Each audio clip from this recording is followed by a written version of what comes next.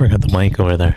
Hey, aloha. Aloha, natural farmers. Yeah, it's been a week since I've been away and already forgetting things like the microphone. Good to see you guys. Welcome to Office Hours Korean Natural Farming. Oh, sorry. Just adjusting the mic here. For December 11th, 2022. 11/22. What's up, post up? Hey, I just got your email. It's good reflections on that. I got a few details for that. And but before I dive into all that, I want to first off start by thanking Master Cho, Pure KNF Foundation, making all these things happen. And start off with a little bit of higher wisdom here. Today is waiting, nourishment. It's funny, I just got this the other day. I was asking, should I do this mowing job for folks? And I got waiting her nourishment. And it says, to wait with the proper attitude invites the assistance of the higher power. There is a situation at hand that cannot be corrected by force or external effort. The creative will provide the solution to one who waits with the correct attitude. This is a time for patience and careful attention to inner truth. Do not give in to doubt and agitation now. You are not meant to wait in a state of desperate longing, but one of patient inner strength. Without certainty in the power of the truth, success is impossible. Attempts to force a change rather than allowing it to mature naturally will only cause misfortune. You would be wise to strengthen and reaffirm your alliance with the creative. When you indulge in fear and doubt, you flood the arena where the higher power is attempting to work. Your principal responsibility in life is to keep this arena, your own consciousness, free of negative influences. By accepting things as they are and not making fruitless comparisons to the situations of others or some imagined ideal, one engages the power of the creative. If one then remains balanced, modest, and independent, good fortune will come to hand. So yeah, waiting. Nourishment, very, very similar to KNF principles there. In fact, maybe they're the same. Of, waiting, allowing it to progress naturally, trying to just improve our environment so that things will naturally thrive and all that. So I got a couple things for you, but I just wanted to start out with this message from Tyler because sometimes the chat's not always there. Let me even see. I'm not sure it's going to be there for today. Did I have it set up? Yeah, anyway, I'm not even sure. I can't. Just trying to multitask it here.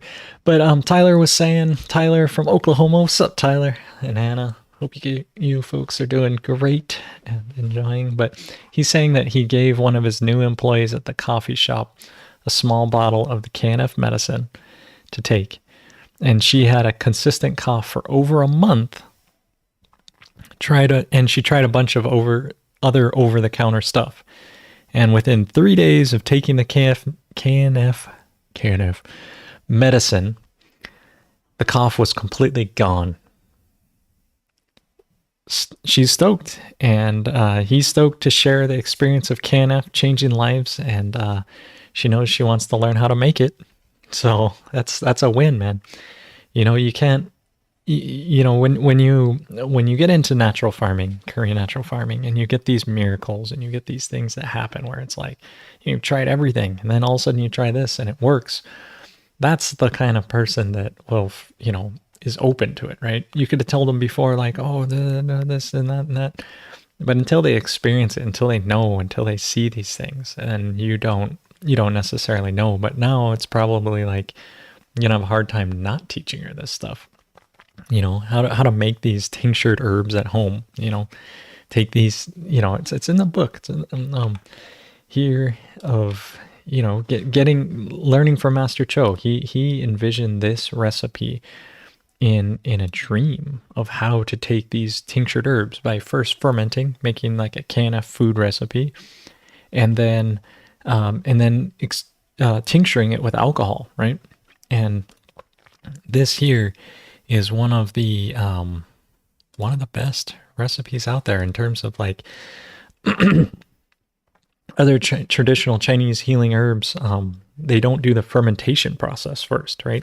So all those pore spaces aren't opened up. And when you do fermentation, it opens those pore spaces on the micro level. And then alcohol is able to penetrate in and bring out even more medicinal healing qualities. So amazing stuff. Great to hear, a miracle right away and getting into today. And, that's why I show up here pretty much every Sunday, right? To get into this and to do it with you guys and everybody and make sure that we're all in the, keep the natural farming lineage and all this alive and going. So, and in global community here, we got Stonemason from Indiana. We got, Cecily from Western Australia, all you guys from all over the world coming in. And, yesterday I was walking up my road here, walking my dog, and, Brethren stopped and was like, "Hey, you're the famous organic farmer." And I thought he was pointing at my dad, but no, he's pointing at me. And just, my friend Roach was cruising up the road too, and promised him some cassava and getting those cassava starts. Ben here asking about the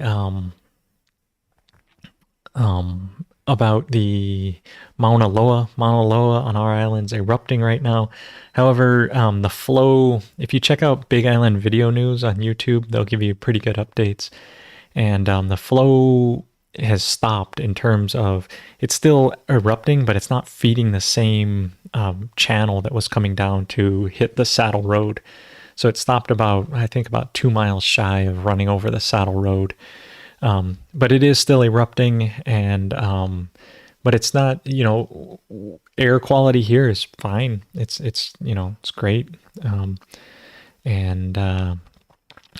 If Saddle Road does get hit or the lava flows down to Hilo or Kona, it's radically going to shift our economy here and everything. Just when the lava hit Puna in 2018, it radically shifted things too. And we lost a lot of good natural farmers. Not that they died in the lava, but their whole land was covered, right? Lava's a different natural disaster than most other things because your land is gone and now it's 50 feet under a pile of rock, and all your trees and everything, all your infrastructure gone, It's really a pretty devastating thing to have happen. But our farm here is on a different volcano. We're on an old, I think it's extinct, pretty sure it's extinct, Mauna Kea. Whereas Mauna Loa is just about 20 miles that way. And it's one of the biggest volcanoes in the world. And it's actively erupting right now. So, but we're safe on this one. The only thing that could hit us is ash or, bad air quality. But we're good over here. So, anyway, things are good here in Hilo. Lava's good. What's up, George? Hey, man, I haven't seen you for a while. And Goofman and Post Up. Yeah, man, good to see all you guys getting in here and tuning into the office hours.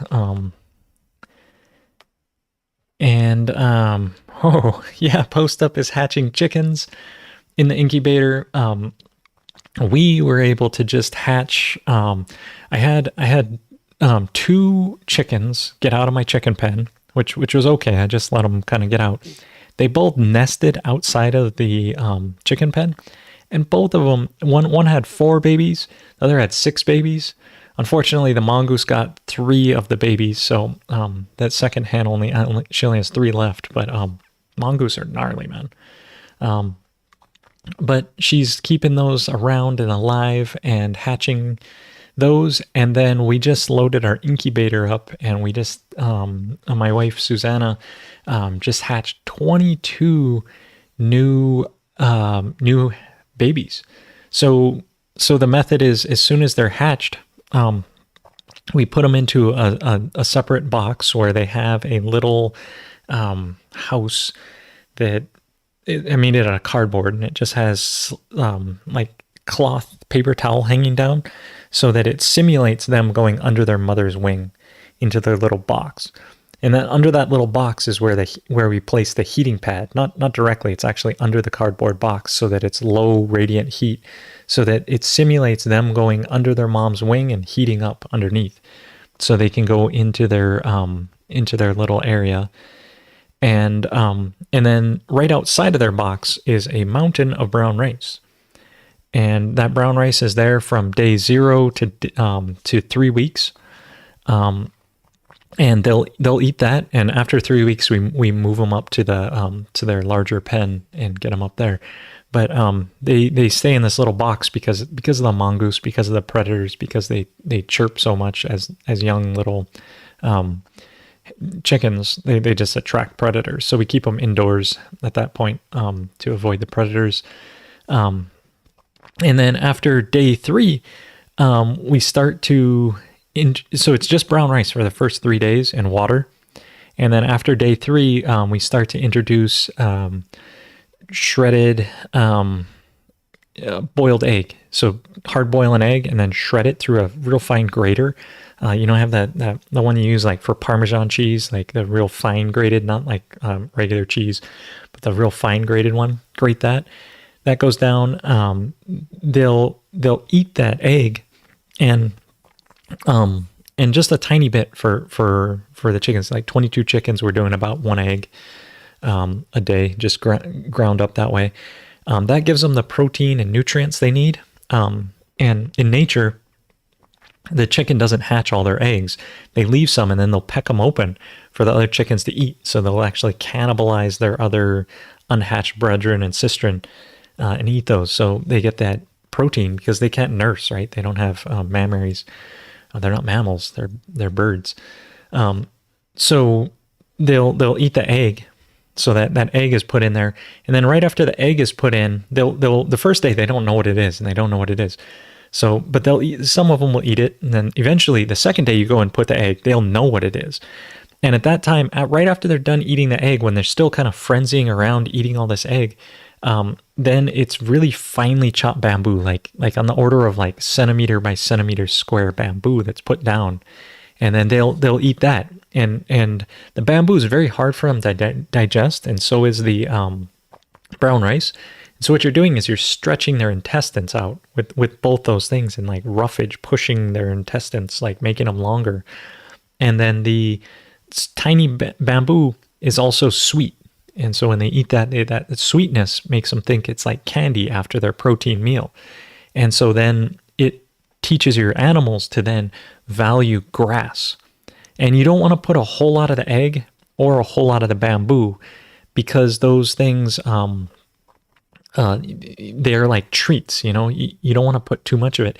And so when they think that the grass or the bamboo is rare, they'll then value that a bunch. And later when you feed them grass, they'll think, oh, it's very rare, it's a treat. And they'll associate that. You're conditioning the chickens to this. And then they'll eat the bamboo, or later the grass. I just feed them wild grass. And it's so funny. Like I'll put in the food that costs me money, and they're like, yeah, okay. And then I throw in the grass that doesn't cost me any money, and the rooster starts clucking. He's like, ladies, come here, I found the goods. And they all cluck and they all love it, and they all hammer the grass. And I cook a lot of bele, or not cook bele, but put bele in there, banana leaves. They love those things. They just hammer those. So it's because we condition them to eat the bamboo early. And then after day 5, 3 to 5, we just start introducing a small amount of their regular food. After they've eaten the egg and the bamboo, then their regular food is put out, and it's put enough where they'll run out of it a couple hours before we come back the next day to start the egg and bamboo and that process again. And the egg and bamboo process goes from basically day 3 to like day 12, 14, first basically 2 weeks of the egg and bamboo, and by that time then they're pretty much on. They still have the brown rice, but they're pretty much on eating their normal regular fermented food that I feed the mature hens. So they learn to eat that pretty well. So anyway, little chicken thing there. Probably should get that a little bit written out a little bit, but more organized there. But good stuff on that. It really raises strong chickens. That egg really makes them strong, very vigorous. And of course, I try to put their heated box on one side and the water on the other, so they'll kind of run back and forth. The more you can get the little chickens to run around, the more you develop their cardio system, heart, lung, and then will be resistant to things like such as bird flu and other respiratory problems that tend to really kill chickens a lot. So hatching chickens, man, that's the way to go. Yeah. So in terms of other things going on here, let's see here. So last week I got to go to the Farmers Union convention, which was pretty amazing. And let me just quickly here, let me see if I can pull this up in a reasonable way where it's going to work. Transition this over. So I got to go to, let me put it to this one, that one. That way it'll be here. Okay. So I got to go to the Farmers Union Convention, HFUU Farmers Union Convention. Also, oh wait, did I? Oh, yeah. Okay. Oh, the preview was messing me up. Okay. Anyway, been away from the computer for a week. It's like I forgot everything already. But was able to go Farmers Union Convention, and I also want to shout out to Sherry here. I think it's probably one of our last photos. Did we get it here? Let me see. What are these? These are, all the movies went down here. It was our last photo here.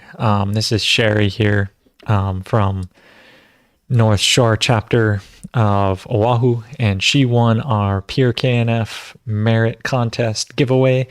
Got to meet her and hang out, and she was so enthusiastic for Korean natural farming.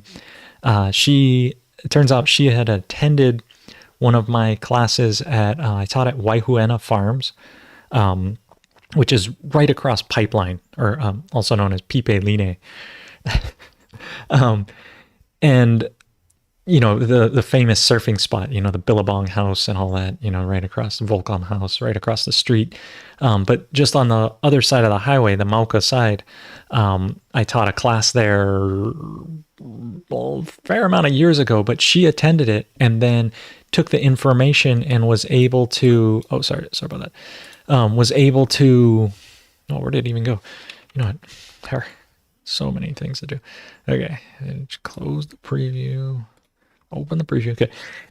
And taught her, and then she took that information and was able to bring it for her chickens and eliminate the smell with her chickens, and then get into natural farming and all these things. So this was almost after the convention was closing up. We'd already folded up all the chairs and everything, and got it together. But I'll just go through a little bit here. We got some other photos, but let's see here if I can slide. Oh man, so much. Okay, slide this over a little bit. Get that like that. Okay, there we go. So, but we were able to also go see Uncle Bobby out here and see his kalo farm. He farms over 1,000 pounds of kalo each week. So Uncle Bobby's super legendary. I mean, look at this, where it's just like, I wanted to get it framed up so it's just like looking like kalo for days. And he's been using Korean natural farming in this this area, doing all this. Like, look at that. Look at all that nice kalo. And tons of mulch that he puts in. And I think he sprays the fish aminos for sure. I'm not sure. I gotta sit down with Uncle Bobby and talk to him about his whole KNF, everything he's doing and getting it together. But this one dude, I mean, look how legendary he is. And his main thing is just encouraging people, to get into farming, get into food production. helping the youth, just doing it. His motto for Hawaii Taro Farm is just keep planting. And that's what he does, man. Each week he's planting one of these huge rows, mulching it, running his water lines. He has one of the most beautiful spots. The West Maui Mountains are just to the left here, and then that's Haleakala over there on Maui. So if you're familiar with Maui, he's right there, and just keeps planting, going and doing it. And then also we got to see this no-smell pig pen here, which is amazing because I had been not, 2020 was hard on me and not teaching as much and just, feeling kind of, I've been doing this office hour, which has really been my, contribution to the KNF community. But to understand that like this building here, may not exist. I don't know. Like, I don't want to get too much into my like ego of like, but helping the natural farming movement establish in Hawaii, and Dr. Park and Mike DuPont and Kim Chang and all the folks in Hawaii that brought KNF to life. I don't know. And here this no smell pig pen that's raising over 200 pigs for the Lahui, which is the Hawaiian people of and everyone in Hawaii, is happening here. And I just realized, man, I got to get out and teach more. I got to go and like refine the methods and get it to the people on the land, because look at the West Maui Mountains behind Uncle Bobby's sweet truck, Chatna's truck here. Met all kinds of great people. She's in Haleakala chapter. But this thing, so and there's Sue's Ho'omana Farms is the name of their farm, feeding the Lahui lau at a time, right? There's Uncle Bobby talking about it because Uncle Hanalei, who runs this pig pen, wasn't there. He was actually building the imu at this time. And Guava Boy, this little pup, he's now living out in Ka'u. And that's Matt. He farms there as well. But here's the structure. It's hollow tile bricks, this nice steel building going over, and he built the walls out of this like shade material here. So really, really low energy design. But this 4-foot raised bottom here is what's holding in the no smell litter, right? It's an inoculated deep litter system with logs underneath at about 2 feet, and then the mulch material on top. And so this whole building with its split roof, so that as the roof heats up, it sucks out the air and then pulls in air through the sides and keeps this whole thing ventilated, and really, helps dry out the ground litter and keep the floor nice. And then look at these pigs inside. Instead of, Master Cho always talks about kind of segregating the pigs and making about 20 pigs so they can kind of develop their social. But in this case, he just ran all the pigs together, and all sizes, all, everything all together. And, look at that, what is that? The one with the white stripe? I don't know. Somebody probably knows what it is. The varieties, but, his Hampshires and Yorkshires and all these pigs together, and they're just so happy, and they kind of exercise, they run back and forth. It does generate a little bit of dust because it is so dry, and then when the pigs run it, the dust comes up, but it's just the nature of the deep litter system. But you can see a steel building here, framed, all put together, built like this, this huge floor for all the pigs. His nice walkway on this side, so you can get up there and say hi to the pigs, and they're so cute, and I just love pigs. So here they are, and here was giving us a little tour, and there was a small little smell, but it was mostly from the pigs that were out in the pasture out here, that he keeps the big breeding mamas outside of this pig pen. And the little bit of smell was coming from over there. There was, with this many pigs, 200 pigs, no cleaning, and the smell, there was actually like everyone's like hanging out there. It's not like they're like, oh, gotta get away from this. How a traditional pig pen is.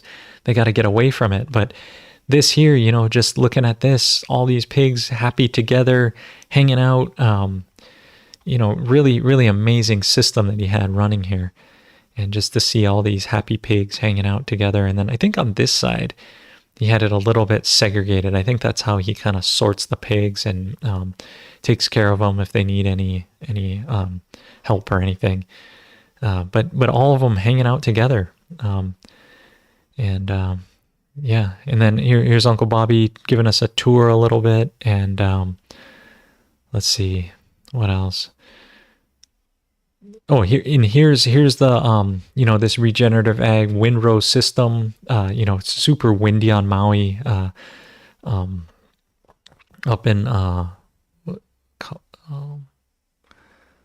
yeah, Waikapu is what they call it. Yeah. Waikapu region of Maui. And, you know, mulching, putting taro, doing regenerative ag. I'm not sure how much KNF they're doing right here, but I wanted to go back to the Mauna Loa chapter, which is this area, and introduce them to the concepts, the solutions, everything, so they could maybe even run it in their irrigation out there and really get it going. But doing great regenerative ag, all these windrows, the kalo being planted between, these guys trying to do it 100% KNF, or not KNF, but regenerative. And then a whole bunch of sheep they had out there, you know, the integrated animals, getting all these guys together. You know, if you spray their pasture with seawater and diluted seawater and the IMOs, you know, this grass will grow even faster. You know, it's so dry out here, it'll be even more moisture resistant, or, you know, retention and all that. So all these solutions, looking forward to going back there and to do this. And to answer your question, Stone Mason, no, I don't know anyone in the Midwest doing this. It's totally possible. You know, I was thinking, man, maybe I should move to America for like a couple years and like put these systems in, because it would change American agriculture. You know, the livestock systems, it would just, the water usage goes down, your labor, your maintenance, which is, you know, one of the most expensive things. You just have the upfront cost of putting in the deep litter system. But as you can see from that other thing, it's easy to retrofit in there. It's like, you know, it's not that hard. And once you set it up, it's like, it's self-sufficient. So I don't know anyone doing it, but, you know, if you want to do it and change the world and be famous, hey, go for it, you know, do it up. So, and then let's see here. And then we made a little poster board. You know, you can see Brethren Logan there. We had Brethren Moose, Mike DuPont, all talking about it. We had a little display there, making our poster board with the 9 core solutions, the 7 formulations, putting this together in our little minivan that we slept over there in. And I didn't get a picture of our booth and where we did educational stuff. But you know, so it goes. And then build, you know, but it was a fun thing, and I'm glad we were there. And I didn't even get any nice pictures of the convention once it was going, but my friend Johnny did. He shared them with Suze, so maybe next week I'll have a few more pictures. And speaking of next week, I will be here next week. I'm supposed to take a handgun course, but I put it off until January. He called me, he scheduled somebody else, so it's all good. I will be getting my handgun in January instead of December, which that's okay. I don't need it right now. It's you know, it's just nice to have around. But the convention here, super nice. Set it up, all good. Farmers Union, you know, on the slope, Haleakala, West Maui Mountains, so beautiful. And then here's us prepping our IMO pile, horse feed here. This is Janine, and we ended up, you know, scooting the grass over, doing a great IMO pile. And I didn't even get any pictures of that with my camera. I was thinking of it, trying to, and just so much to do, man. When you do all your own stunts, it's really hard to remember to do everything. But that was that. Doing that on Maui, and then let's see here. I did get some videos. You know, here's Suze and Janine digging out the grass clumps, doing all that. Getting it all prepped and set. We brought over this cooler right here. Oh, how do I pause it? I can't pause it with a space bar. But we brought over this cooler of all the solutions. We bought some horse feed there. We were able to turn our IMOs, get all that going. And then those ladies, you know, scrape the grass back. We were able to cover our IMO pile with this grass, but making all this together. And then we had our buckets over here to dilute. We actually also made a disgustingly cheap IMO pile, or liquid solution, but made this pile. Everyone was stoked. Here's Uncle Bobby talking. Oh, yeah, here's us driving by the windrows. All this organic ag here. Oh, let me scale this in so you guys can see the full thing. Moringa, all this great stuff happening. Papayas. Good to see. Oh, there's the mama hen or pigs, and that's why they smelled a little bit from those mud, right? Those are the mamas out there, the big breeders out in the field, and they stunk a little bit. But here's rolling up to the pig pen, and then here looking at it. Let's see if I get close here. I think I was following Uncle Bobby around. Oh wait, this video here. I go. Shows us going up into the pig pen here, and I think I'll cut this video a little bit better.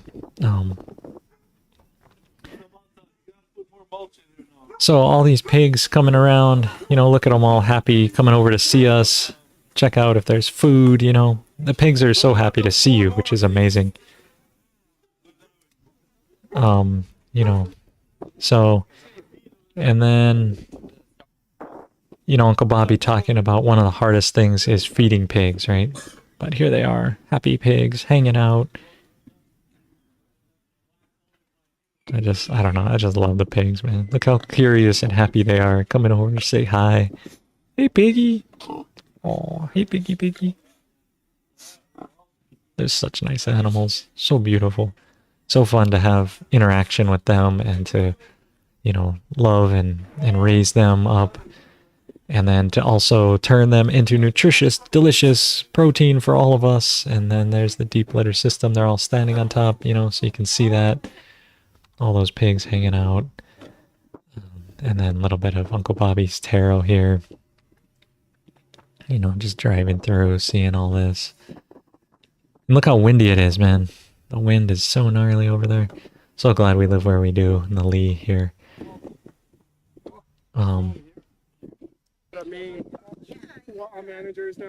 And then Sue's got to go over and check out Kaea's place. He's the president of Mauna Loa. And I had to go back because I wasn't feeling well. It's too much sun and wind for me. I had to take a day. But Kunekune pigs outside,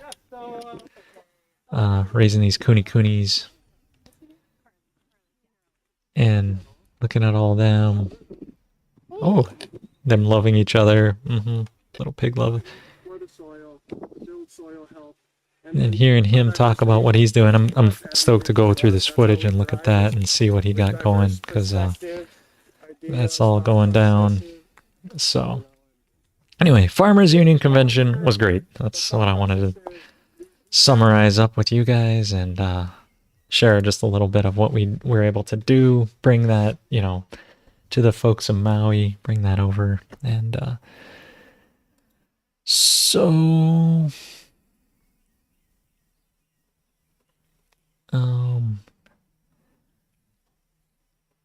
okay, so getting back a little bit over to this, I don't know what George is talking about, the Chat GPT AI. Knew about KNF, but not very accurate. George is saying he strained his 7-month-old KNF Fuel, took off the moldy top layer and strained it. Hope this is all still okay since I didn't have any medicine or IMO to put on top. Yes, correct. You don't need KNF medicine or IMO in your KNF Fuel. It's unnecessary, and sometimes you will get a little bit of molds on top, but it's okay. The lactobacillus in liquid is so potent that it'll be fine. It'll be totally fine. So if you look at a little bit of my older ones, they always have like white mold or green mold, even that's like trichoderma, other molds growing on it. but they're totally fine. Totally fine. So don't worry about that if things are growing on there. And let's see here. Scrolling back up. Sorry, I was talking for a bit. Ignored the live chat here, but yeah. And then Weston here was saying, I don't have access to red soil, but I do have access to lifeless clay for making IMO 4. Should I break up the clumps and clods, or should I let the IMO do it? Use the clay. Awesome. Good clay is great stuff to put into the IMO. And let the IMO kind of break it up. As you're turning it over that week, they will get in there and break it up. As long as it's not huge bricks. If it's like, you don't have to break it up very small, like, things this big or so, just leave those clods, those clumps. The IMOs will penetrate in, they will break it up. And by the time you're done turning it 1 week later, it'll all be a nice aggregate for you. It'll be perfect. So let the IMOs break it up. Even though Stonemason's here saying he breaks it up and he uses a little topsoil, which is all great advice. And hey, I don't have that much clay. I do have a really thick red soil. It's almost like clay. It's not clay, but it's old, old decomposed ash, and I don't break it up very much more than like, turnable sizes where I don't want to be turning a huge thing. But so anyway. Let's see, going down here. Oh, what's up, Ireland? Darag. Dara. I don't know how to say that. I would say Darag. I don't know if that's correct. What's up, Ireland? In the house. Make an IMO 3, but your plant juice is a little over fermented, and I can't make more as where you're in deep winter. I was wondering if I can make it without the food in the cold. You can. The KNF food really so when we first started doing natural farming, we had such bad information. Not bad information, but mistranslations and things of making IMO to even know that you're supposed to put plant juice in there. And your IMO still comes out okay, right? It still comes out good. It really, what you're trying to do with the KNF food is to put in, you're trying to give your IMO pile the best advantage. Like it's like, think of a school. Like if you have a school and you don't have food there, and then how are you supposed to learn as well? Right? You're going through 10,000 years of learning and you need this food around. So there's other ways to supplement that, such as even putting in like raw juice or putting in some sort of thing in there to have it ferment. The vinegars, the fuel, all these other things are fuels. The more you can get your IMO 3 to have the perfect conditions, the more they're going to propagate properly. And grow out as well as they can. So if you're missing an ingredient, it's okay. Go for it. Do it. You can always do it again better. And you'll always get something that's pretty darn good. A lot of people, when you talk about KNF, they talk about, like certain agriculture. Imagine you have a dartboard, right? And certain agriculture is very precision. Like you got to hit the middle of the dartboard with certain chemicals like hydroponics all the time. If your pH is off a little bit, you're going to have less of a thing.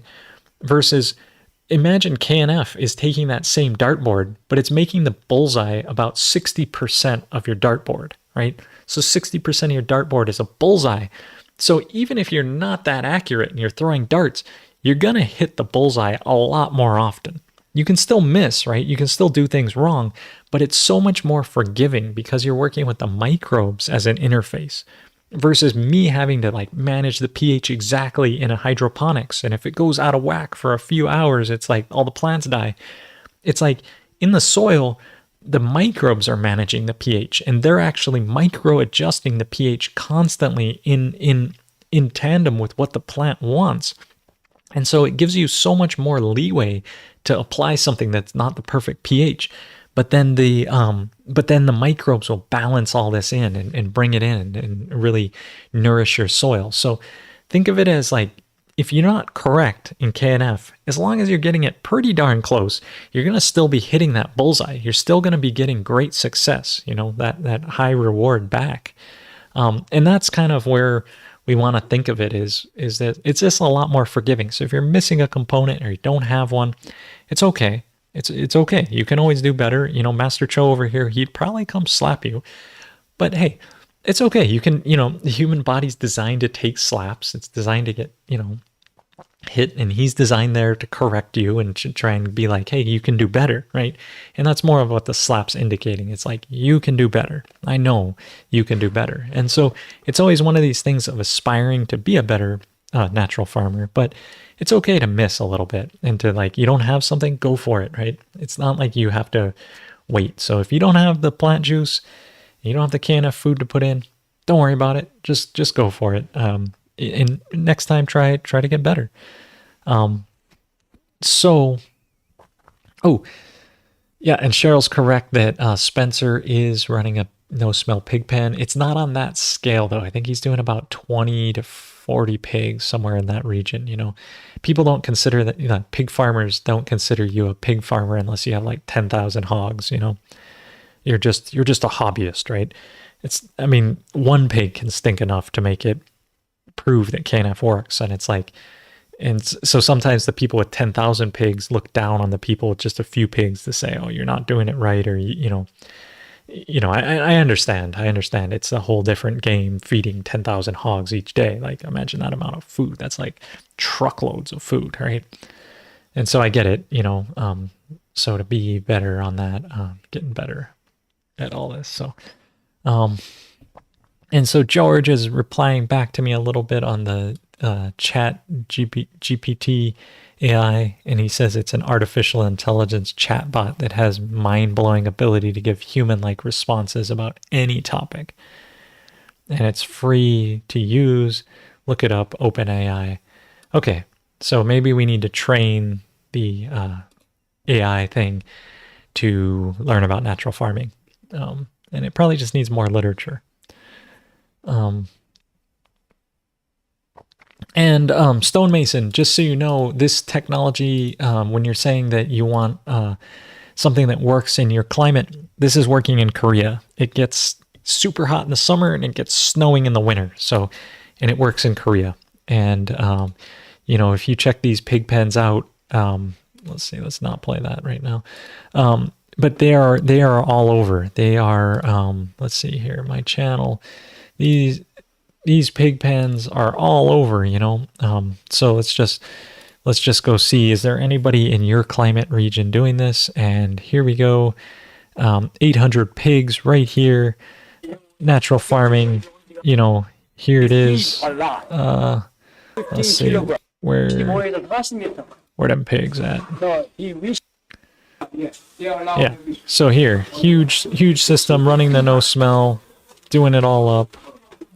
My camera's a little grainy and it's dark when we went here. But yeah, here it is. Here's the pigs doing their thing. Absolutely works in your climate. Gotta slide this over a little bit so you guys can see this full window here. Look how many tabs I have open. Oh my gosh.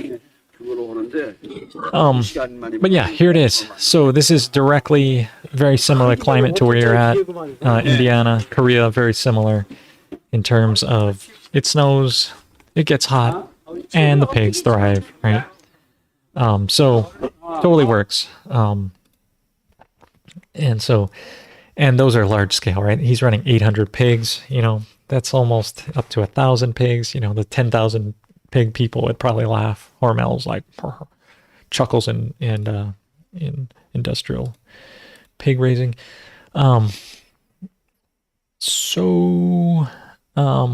Yeah, so if you set the trend in America, I always, you know, my ego is like, maybe I should do it. I should be the one. I should change the world. And it's like, how about maybe I just encourage someone else to do it and, you know, just stay in the background and don't get as much credit. So like, yeah, that sounds better. I live in Hawaii, man. Why move to America for a couple of years? Plus, I'd have to raise all the capital to do it and all this stuff. And I guarantee I'd you know, like get the technology, do the thing, man, make millions, right? Be like Gabe Brown. People would fly me, you know, Joe Salatin, they'd fly me in. I'd be the pig guy, right? And it's like, you know, let someone else do it, you know. You don't even have to mention me. If you get this idea from me, just keep it. It's yours. Dara, thanks for correcting me. Cool. Good to see you from Ireland. Um, so let's see here.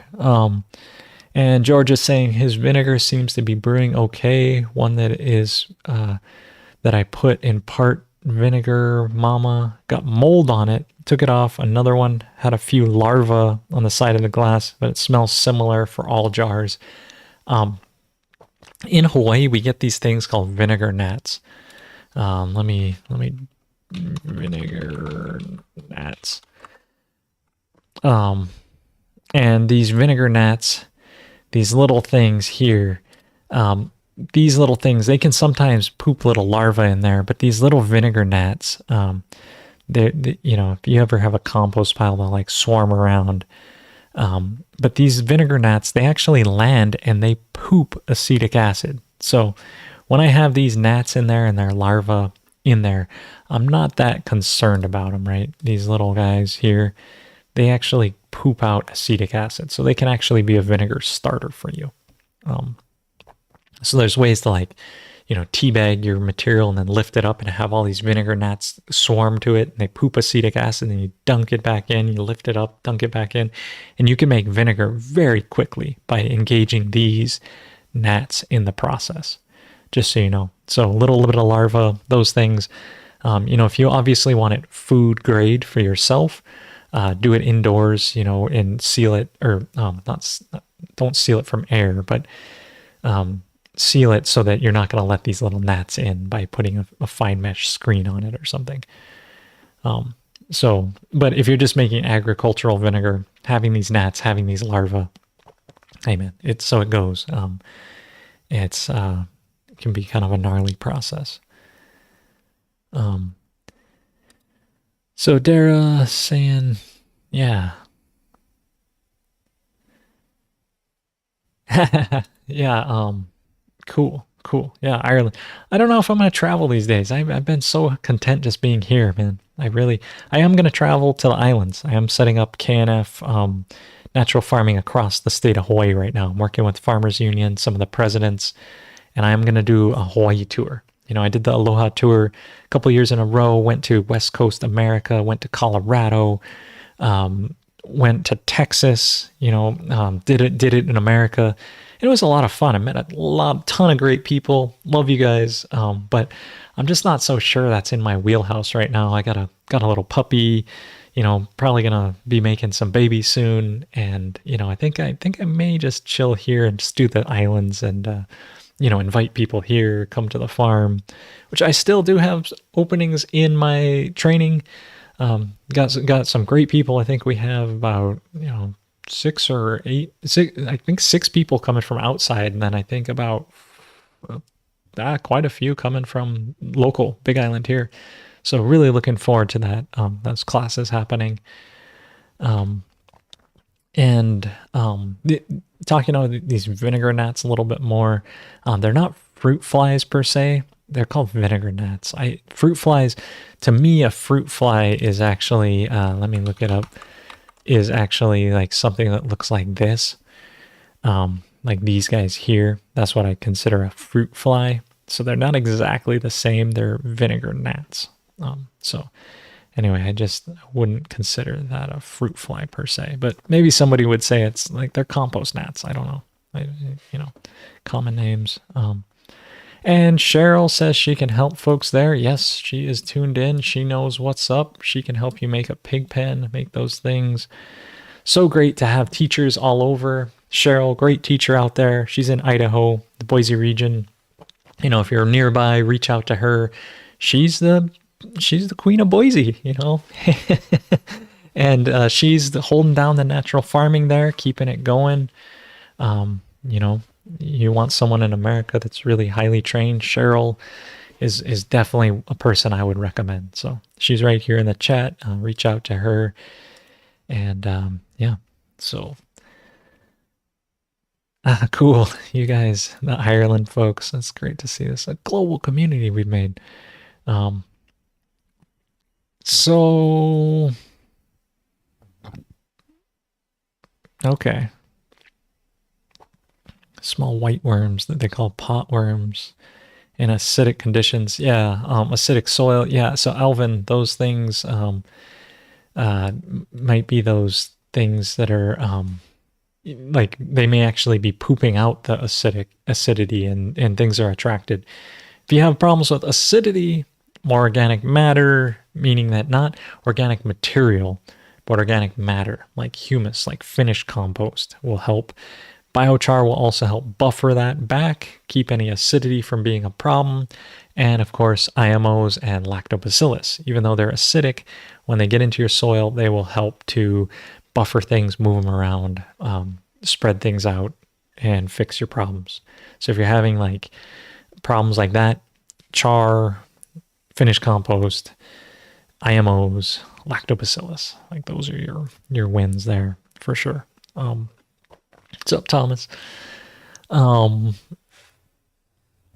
So yeah. So make it out here sooner than later, because I don't always do these classes. I'm gonna be, like I said, I'm gonna be going throughout the states, maybe, or not the states, like the islands, going to Oahu, Maui. We'll see. I might make it out to Kauai. I haven't arranged that yet, and Lanai and Molokai even. Getting over and just traveling around, making it happen. So fun to visit different islands, and I love the people, and just Farmers Union Convention made me realize, how much more I need to be getting out and doing these things. So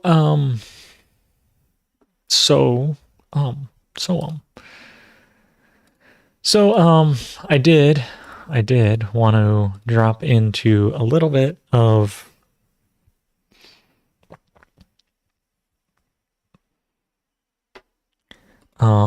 soil. Excuse me. I did lose my voice a little bit at Farmers Union Convention. I was just yelling and hanging out and staying up late and having fun. So still recovering slightly from that. So Alvin's just saying he mixed his own potting soil with local soil, some amendments, pumice, biochar, lava rock, earthworm castings, etc. I noticed these little worms. Not sure if the soil is bad or not. I haven't tested it. The key, like, so let me jump back. So I want to go into this this presentation here of natural farming that we've been doing over the past couple weeks. And I just review back. We're starting at OHN today, but just to review back a little bit here of crop cultivation, environment, recovery, like how to recover your things. But prior to this, Master Cho here, which these are in the past episodes, was talking about the IMOs to recover the environment, but he's also talking about utilizing the IMO. So for instance, like after, if your soil's looking like this, where you got great IMOs out there, you're probably not going to have those same problems. You're going to, you've got enough microorganisms in there. So how do you get something that looks like this? Well, you spread the IMO over the surface like she's doing here. And then after that, you water it in with the soil liquids. And so here, if you have, without successive disorder, 1 week before planting your seeds, you put out the IMO 4, and then right after that, you put your soil foundation, which is in the book here, right here. Let's see why. Got preview open. Okay, it's in here, and then it's this formulation right here. All right, you use this soil formula, and you put these nutrients right here, this soil formula, and you water that in on top of the IMO that you put out there. So that's what you're wanting to do. So Alvin, if you're having those problems, like put the IMO on top and then water it in 1 week before planting. And in that time, it should balance out. But if you have successive cropping disorder, or you think there's something wrong, it says 2 weeks before planting, put your IMO down 2 weeks before, and then right after you put the IMO 4, put this liquid formula, and then one week before, put the liquid formula again, and it should get rid of those disorders for you. So again, this is like how to utilize the IMO, how to put these things out. And if you have red wigglers, they won't live in your soil. They're composting worms. So earthworms, red wigglers, in the blue ones, they're different. Earthworms are earthworms. They'll hatch from good soil, but red wigglers will not live in your soil. So I don't think putting a bunch of red wigglers in your soil is going to be good. They will leave. And they're composting worms. So they make great castings, but they will not live in your soil. And if you do have red wigglers living in your soil, it means that you have too much organic material there, which you need to, So anyway, so anyway, I continue on this presentation. Last week we were talking about, cover cropping next to it, and then how to cut it down and how to mulch with it in situ. The purpose of mulching, seed groundwork, how to sprout your seeds, how to treat seedlings, like dipping your seedlings here, moving those over, and soaking your seedlings here for 15 seconds before you put them in. And then this week, last few minutes here, which it's probably going to take more than a few minutes to get through this, so maybe I'll just postpone it. But anyway, I'll just go through this quickly as a preview of the Oriental Herbal Nutrient process, which we call KNF Medicine because that's its function, is it's our medicines. What's the reason for KNF Medicine? Well, we started off this episode today with somebody saying they took it for health. Within 3 days, it took away their cough, right? So it works for humans, apparently. But it also, helps get the full energy and function to increase plant robustness, right? So expressing its full potential. These herbs, these things, it's available here on the office hours, actually. And it also works to help sterilize. And sterilize is not the correct word here because this was a translation. I'm sure they say sterilize, but really what they mean is sanitize, because it doesn't sterilize to kill the other kill everything. It sanitizes it to just leave the beneficials behind. So anytime I hear things say garlic, sterilize, it sanitizes. It helps to clean out the bad microbes and leave the good microbes. A sterile environment is not a healthy environment. A sanitized environment is a healthy environment. And it helps keep plants warm, which is important as you're heading into, it's winter, especially this is important in fall, that if you apply the KNF medicine right before a cold snap, like if frost is predicted for your region, and you spray KNF medicine on there, your plants will actually heat up a little bit. Just like when you take it, you can feel it heat up your body and you actually heat up. It will avoid a cold snap. So an early frost you can avoid by keeping your plants warmer.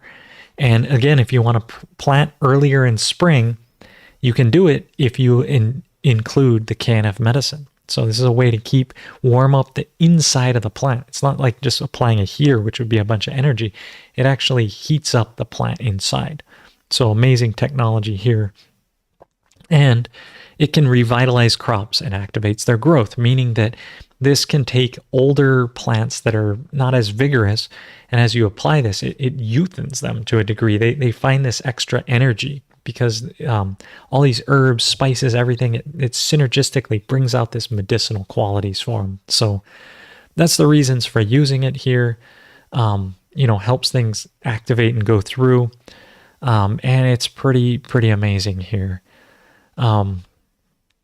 And then the last little bit here before I get into this, let's see, I'll just leave that as a preview here of going through, we're going to go through the materials, talk a little bit about those, how to prepare it, what's happening, how they're going through these deals, what's going on, how to make it. You guys, if you've made it before, it's in the book. This is another way of explaining it, showing how it goes, the reuse, the 4 to 5 times of how to do this, one of the most controversial facts of natural farming here on this page. And how to use it, dilute it, how to keep it around, and how to use it. So if you were curious, you can go and slow those down, pause those slides, see those things. But we will be back next week, and I'll be talking about KNF Medicine, the Oriental Herbal Nutrient, and doing a deep dive into it. Why not? May as well feature a solution while I'm doing it. And happy to share with you guys. Happy to you tuned in, making it worth your time, going deep into KNF, the explanations, the the depth. If you're into KNF, you're not tuning into these office hours. I don't know what you're doing, man. It's like I go into all kinds of things. I mean, I know it's a lot, but I am working on a script to cut all the office hours up by the titles, by the table of contents, and upload shorts or shorter versions on just each topic. I started my, programming some Ruby on that and using FFmpeg and, the YT gem to upload all this to YouTube and make all this happen. I want to automate it, so I just hit go and it does it because the office hours are already done and all this. But my Synology NAS just died, so I'm going to have to fix that before I get back into that. And going to answer this one last question that Alvin had, which is the red wigglers came with the EWC. I'm not sure what EWC is, but I've read composting worms will still live in the top 6 inches or so of soil and will do the composting there. Yes, if you feed them enough and you do those things, they can happen. And certified teachers have this PowerPoint. I would be earthworm castings. Okay. Yeah, I'd watch out. Anyway. Yeah. Okay. Okay. So yeah, and actually more than certified teachers, anyone who tunes into the office hours can get this, here it is. I've had all these things. So anyway, I just want to thank you guys for tuning in. Check it out next week. Again, visit KNF Support to get all these episodes and more there, all broken down with table of contents so you can search it, find the information you're looking for, all these things. Keep the worms going, keep everything going, keep it going. Natural farmers. I'll tune in next week. See you again. In the meantime, long live the natural farmer. Thank you guys. Oh, what a great time. What a good thing. I'm glad you're here. Aloha. Bye now.